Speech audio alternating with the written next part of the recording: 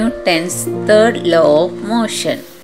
The first two laws of motion tell us how an applied force changes the motion and provide us with a method of determining the force. That is, the first law tells us how an applied force changes the state of motion or state of rest, and the second law tells us the determination of force, that is F equal to ma. From that expression we can calculate the force. The third law of motion states that when one object exerts a force on another object, the second object instantly exerts a force back on the first. These two forces are always equal in magnitude but opposite in direction. If an object exerts a force on another object, it exerts an equal force back on the first object. These two forces are always equal but it is opposite in direction.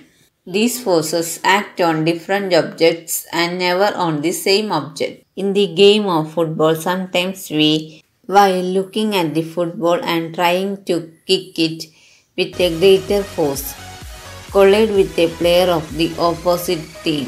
Both feel hurt because each applies a force to the other. In other words, there is a pair of forces and not just one force.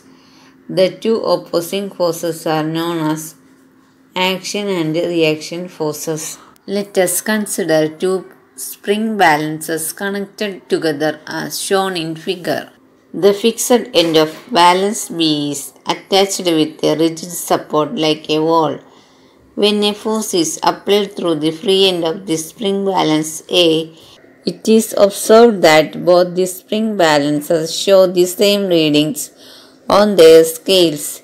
It means that the force exerted by spring balance A on balance B is equal but opposite in direction to the force exerted by the balance B on balance A. The force which balance A exerts on balance B is called the action, and the force of balance B on balance A is called the reaction. This gives us an alternative statement of the third law of motion. That is, to every action there is an equal and opposite reaction. However, it must be remembered that the action and reaction always act on two different objects. Suppose you are standing at rest and intend to start walking on a road. You must accelerate, and this requires a force in accordance with the second law of motion. That is, according to second law of motion, force F is directly proportional to the acceleration A. Which is this force? Is it the muscular effort you exerted on the road? Is it in the direction we intend to move? No, you push the rod below backwards. The rod exerts an equal and opposite reaction force on your feet to make you move forward. That is, when we walk on the ground, then our foot pushes the ground backwards. As per Newton's third law, the ground pushes our foot forwards with an equal force. Harder the walker pushes the ground, faster we walks. It is important to note that even though the action and the reaction forces are always equal in magnitude, these forces may not produce accelerations of equal magnitudes. This is because each force acts on a different object that may have a different mass. That is, different objects have different masses, so it produces accelerations of unequal magnitudes. When a gun is fired, it exerts a forward force on the bullet. The bullet exerts an unequal and opposite reaction force on the gun.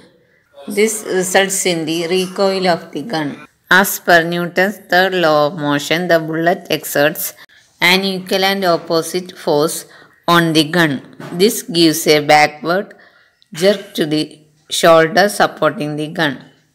the gun recoils.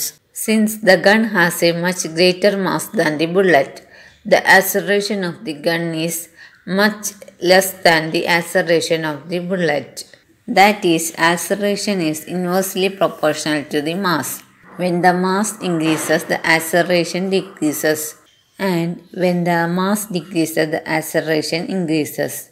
Here, the mass of the bullet is less than the gun, so the bullet has more acceleration. The accelerated bullet exerts a force on the gun and it recoils. A third law of motion can also be illustrated when a sailor jumps out of a rowing boat. As the sailor jumps forward, the force on the boat moves it backwards. When a passenger on a boat starts getting out of the boat, they push the boat backwards with their foot. As per Newton's third law of motion, the boat exerts an equal and opposite force on the passenger in the forward direction. As the boat is in the water, so it moves backwards due to the force exerted by the passenger.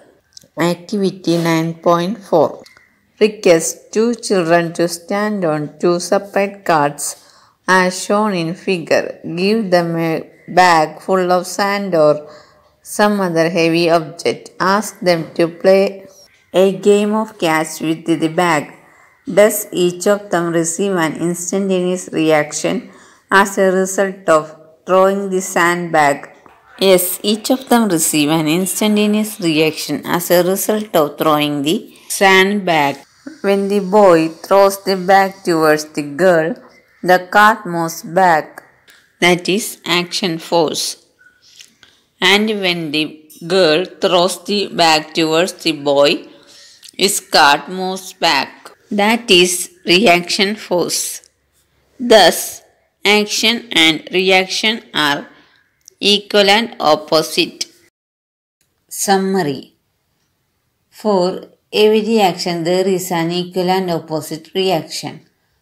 Action and reaction forces are equal in magnitude and opposite in direction. From Newton's second law of motion, force is directly proportional to mass of the objects. The acceleration is inversely proportional to the mass of the object. That is all in this topic. Let us learn conservation of momentum in our next topic. Thank you.